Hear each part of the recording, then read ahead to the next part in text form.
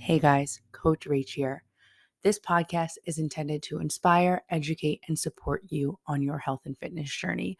I am not a medical doctor and cannot give any professional medical advice. If you are suffering from any kind of medical condition, whether it's mental or physical, please seek help from a qualified health practitioner. Welcome to the Diet Starts Never podcast. I'm your host, Rachel Nigro, aka Coach Rach. This podcast will teach you how to live your healthiest life in and out of the gym and put yourself first again. Oh, and we get long-lasting results here. I've made it my mission to help my clients ditch the diet mentality and heal their relationship with food and themselves. After transforming hundreds of bodies and minds, it's your turn. Are you ready? Welcome to episode 18. This episode is something I talk about often, and it's how I'm able to actually help my clients get incredible results. As you guys know, I'm a health and fitness coach. I have a degree in exercise science and health promotions, which basically means I spent 4 years learning how your body reacts to food and exercise. I take my job very seriously because part of it is making sure that my clients are healthy. Yes, I will help you reach your fat loss goal, but more importantly, my goal is to get you healthy. In 20 years, who cares what you look like if you don't have your health? I combine a science-based approach with your current lifestyle. So we get you the best long-term results. I'm sharing with you today the exact method I use to make sure that my client's health is in check. Welcome to Biofeedback. Biofeedback is something you've heard me say a lot of times if you can listen to my episodes each week or even on Instagram. But biofeedback is simply how your body is speaking to you. It is the way it communicates that all of its needs are being met or maybe not. Every week, every single week, I send my clients a biofeedback check-in. I explain it to them as this: your body is going to speak to me through questions I ask you. Based on your responses, I'm going to teach you what your body is asking for. There may be something you're doing right now that you don't know is hindering your results, and it's my job to get to the bottom of that. If someone is struggling to lose weight, most of the time they think they're eating too much and they need to be in a bigger calorie deficit to lose that weight. Unfortunately, fat loss is not as simple as being in a calorie deficit. It's actually so much more than that. It's, are you getting enough sleep? Are you going to the bathroom consistently? Are you exhausted half of the time? Are you hungry always? Or are you never hungry? Even deeper, are your hormones functioning properly? Do you take days to recover from a workout? Is your mood all over the place? Your body will communicate with you whether or not its needs are being met. If you choose to ignore the signs of negative biofeedback, you will most likely struggle to lose fat, and even deeper, you'll feel like crap all of the time. If your needs are met and you are healthy, then you'll lose fat by being in a calorie deficit. That part is that simple. But you cannot outwork negative biofeedback. If you push harder and ignore these signs, the ones that I'm going to go over in today's episodes, things will get worse. You cannot ask your body to change if you're not even giving it the bare minimum it needs just to function properly. So, on today's episode, we're going to dive deep into biofeedback and each category that determines if your physiological needs are being met. You need to understand that some of your habits can lead to bigger issues, like especially in the future. So, this episode is so much more than helping you lose weight. It's making sure you are doing everything right to live a long, healthy life. We're going to start with what I think is the most important biofeedback category, and that's sleep. Sleep. So many of us are exhausted. Right now, I am exhausted because of daylight savings, and I forget how much of a toll that puts on you sometimes. But you know what? It is worth the extra hour of sunlight every day. No matter who you are, how much you work out, how old you are, adequate sleep is necessary. And I'm not just talking being in bed, I mean restful, uninterrupted sleep. I want you to think of sleep as like you're charging. Literally, you are plugged in like a phone being charged with your waiting for your battery to refill at night. Sleep is when your body recovers. If you are working hard in the gym to build muscle, it's when your muscles literally repair so they can grow. Sleep deprivation can lead to decrease in muscle mass, which is quite literally the opposite of what you're trying to do by training. And it can also lead to inadequate human growth hormone, which is needed for growth and repair of tissue. When we exercise, our muscles literally or when we lift weights rather, our muscles literally rip. They rip. That's how you build muscle, by ripping muscle, and it almost calluses over each time. So it's building layers and layers of new muscle. Does that make sense? So you cannot build that muscle if you're not sleeping and giving your body the time to recover and build that muscle. Now let's get even more serious because, like I said, this episode is not intentional for fat loss and changing your body. It's intentional to get you healthy. But I want you to understand how it relates to fat loss as well, how it relates to your goals as well. So, chronic lack of sleep can cause depression, weakened immune system, mental fog, increased hunger, lethargy, lack of recovery. A sleep deficiency alone puts you at risk of heart disease, kidney disease, obesity, high blood pressure, anxiety, reduced memory, reduced processing skills, reduced decision making skills, diabetes, and even stroke. Like, that's what not sleeping can do to your body. Lack of sleep will mess with your hormones. So, for example, sleep deprivation can lead to an increase in your hunger hormone, ghrelin, which stimulates appetite and makes you hungrier. So, you will be hungrier in that case. It can also lead to a decrease in the other hormone, hunger hormone, leptin, which makes us feel hungry.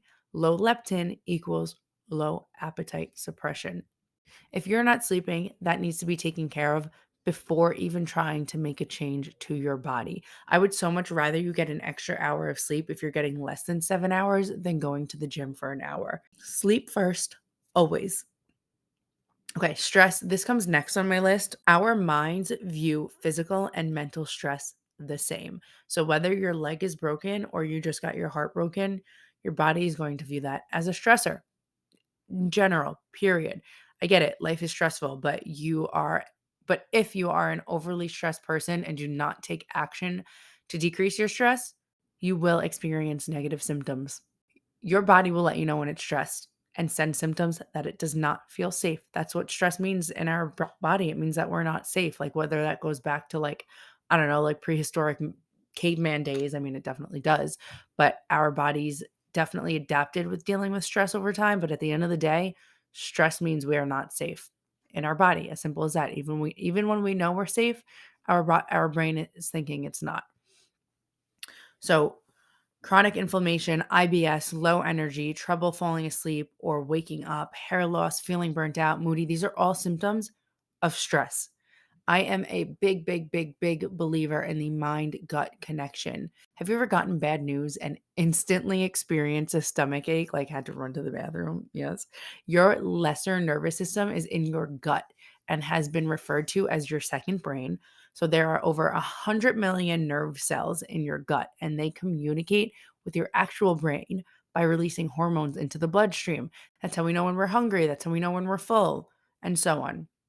So if you're experiencing negative stomach issues, that can be a cause from anxiety or depression, which are both forms of stress, or vice versa. So if you're eating foods that don't sit well with your body, that can also lead to anxiety or depression. Being in a calorie deficit is controlled starvation. That's why there is such thing as too big of a calorie deficit. So that alone adds stress to your body. But cardio and strength training are also stressors. So if you're going to intentionally ask your body to deal with more stress, you need to manage the other stress first. I know managing stress is easier said than done, but it needs to be done. I think a part of stress is how you view it. For example, if you hate work, miserable every single day, continue to feed into that negative reality. Every time you go to work, you will stress out. Unless you're going to quit your job, which is probably going to lead to more stress at the end of the day, you need to change how you view it. You're going to work every day. End of story. Instead, think of all of the benefits you get from that job and how you can turn something negative into something positive. to decrease your stress. You will have negative benefits if you don't. So, if you're in a calorie deficit and experiencing debilitating stress, you need to come out of that deficit as soon as possible. Stress and sleep go hand in hand. If you're exhausted, you're going to feel more stress during the day. If you're not getting enough sleep, if you're not falling asleep at night, maybe because of the stress you're experiencing during the day. Get it?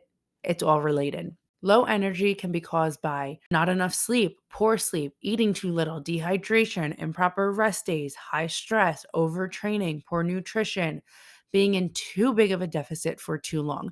And notice how some of these symptoms, or causes rather, I'm saying, they're starting to repeat themselves. And some underlying health issues such as depression, anxiety, hypothyroidism, even pregnancy can lead to low energy. So if you are still tired despite getting enough sleep, consuming extra coffee to just to function, feeling exhausted all day, can't concentrate, you're feeling weak, these are all symptoms of low energy and your body is trying to tell you that something is not right. Next, let's go into recovery. Obviously, sleep, energy, recovery, they all go closely hand in hand. I'm going to touch on this briefly. If your soreness is lasting more than 4 to 5 days, that is interfering with your daily activities, something is not right. Every once in a while, a crazy intense workout that's like outside of your fitness level could cause this. But if it's happening often, that's probably not the case. Dehydration, inadequate protein intake, skipping rest days, not sleeping can all lead to poor recovery. That's why I explained everything I did thus far, because like I said, it all adds up. Okay, hunger and fullness. Have you ever said like, oh, I can't eat, I'm not just hungry, or maybe like I'm always hungry no matter how much I eat? Yeah, those are both symptoms of negative biofeedback, which like you probably wouldn't even realize. You probably just would say like, "Oh shit, I need to eat more," or "I'm probably eating too much." No, it is so much more than that. I gave you guys a rundown on our hunger hormone friends, ghrelin and leptin, so you guys kind of understand the basics of how they work. Being in too big of a deficit can definitely cause an imbalance of your hunger hormones. If you're constantly feeling hungry, you may be doing something that is causing this, like training too much, not getting proper recovery, not getting proper nutrients in, or simply not eating enough. Being hungry is not a normal symptom, and it is definitely something you should not ignore. A lot of us try and ignore our hunger hormones because you think that if you eat as little as possible, you will lose weight. That's not the case. That will damage your hormones, that will put stress on your metabolism, and it will ultimately lead to an intolerance for weight loss. As for fullness, you have most likely been under eating majority of your life, so there will be an adjustment period to eating more. I wouldn't be as concerned about a symptom of lack of appetite as I would of increase in appetite. So if you're hungry, eat. If you're full, because you've been consistently eating more, I would first try eating smaller meals more frequently and then just be patient. Your body needs to adjust, it needs to adapt. Nothing happens overnight. If you give up as soon as you don't see a result, you're never going to get a result. That simple. Okay, next, digestion, bowel movements, bloating. Y'all, we got to talk about going to the bathroom sometimes. This is probably the number one thing I hear though. I'm bloated. Being bloated is not normal, period. You should not be bloated all of the time. This has a lot to do with digestion and bowel movements. There are so many symptoms of poor digestion. Just to name a few: bloating, obviously, burping frequently, stomach aches, cramps, pains, being really full for a long period of time after eating, nausea, heartburn, indigestion, Pepto Bismol, I'm just kidding, acid reflux, headaches, yeast infections, sour taste in your mouth, and some more graphic ones I'm going to skip for now are all symptoms of poor digestion. Digestion has a lot to do with what we eat, what goes into our body, but there's more to it than just that. Now, as for bloating, there are a lot of common causes, and listen up because I bet you there's going to be some here you didn't know. Food allergies or sensitivities, antibiotics, too much or too little fiber. There's such thing as too much fiber. I find this issue often actually, but it's usually the too little of fiber is the biggest issue. Stomach acid issues or poor gut flora, eating too much or too little. Yes, eating too little can cause bloating. Let's see, hormonal imbalances, constipation, smoking, poor sleep can cause bloating, stress can cause bloating. You already know salty or fried foods can cause bloating, and obviously, like drinking bubbly drinks and even chewing gum. And of course, certain vegetables like broccoli, cauliflower, cabbage, they're not my friend. So, oh, and then to top it all off, dehydration can cause bloat. The list goes on and on. List goes on and on. So, next time you say you're bloated, don't just blame it on the pizza, but like it probably is the pizza and something else. Now, let's cover my personal favorite, bowel movements. Why is it my favorite? Because I freaking love helping women go to the bathroom. Is that so weird? Like one of my favorite things I do with through these biofeedback check-ins is figuring out why somebody's constipated. If you're not going to the bathroom consistently every day, there is an issue. It is not healthy to poop every other day, just like it's not healthy to go 8 times a day. You should have the same bowel movement pattern daily. If you don't, it's probably because you're getting too much or too little fiber, too little in most of the cases I have seen. It could be because you're dehydrated or you're not active enough. If you have an underlying condition, that's a different story. But yeah, that's the rundown on digestion. We love it. We need it. Something else to keep in mind if you are, let's say, at maintenance calories or finally eating more carbs again, finally eating more food, you literally are giving more food to your body to digest. It takes more time to get out of your system. So not only is the scale going to fluctuate, but you might be retaining water a little bit more because of that. And that's okay. And that's something that you need to recognize is a normal symptom. I'm not saying you should feel bloated from eating more, but taking more time to digest is normal when you literally have more food in your body. Okay, and finally, menstrual cycles is something I'm going to save for a later day, for an entirely different episode because it's something that I'm really passionate about. And I think so many women could benefit from a full breakdown of how it works and how to have a healthy menstrual cycle. Your body will experience something different depending what menstrual cycle phase you're in. Energy levels fluctuate, the scale fluctuates. I had a client scale go up 8 pounds on her period and then right back down after. So we'll save that for a different episode. But like, seriously, guys, the phase of your cycle can cause symptoms that are normal for that phase that you might think is not even anything related. So, for example, being in the luteal phase of your cycle, it's normal to experience a decrease in strength. I love talking about cycles, cycle syncing, what your body is going through, and I think it's so important. So there will be more on that. But as for menstrual cycles and biofeedback, if you are not getting your period at all or having it for longer than a week, it can be a symptom of everything we went over. Um, it's different if you're on birth control, but if you are not on any birth control, then we need to get that cycle healthy, girlfriend. Okay, some other questions I ask my clients each week are what their weight is, if they hit their cardio and strength workouts, if they hit their macros, what they did last weekend, what they're doing this weekend, how they are feeling mentally and physically, and a whole bunch other ones pertaining to everything we just went over. Everything I discussed thus far is all relative. It's all related. You can have poor sleep because of increased stress. You can have increased stress because you've been in a calorie deficit for too long.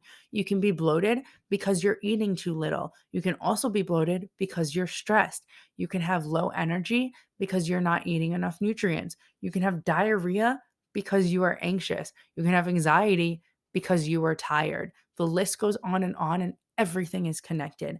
Biofeedback is really interesting. It's so cool because your body can be giving you a negative signal that you may think you know what to do to fix it, but then it can totally fix something else or bring another issue you've been ignoring into focus. So fixing one thing can fix other things, but you can't fix anything if you're ignoring your body.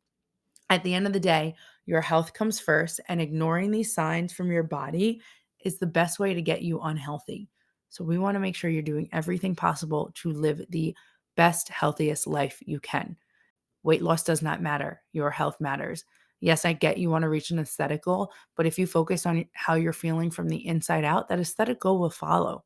Absolutely. If you start implementing healthy habits into your lifestyle, you will get there. But you cannot get there and stay there without those healthy habits. Invest the time and money into your body now so you don't need to pay it in doctor bills later.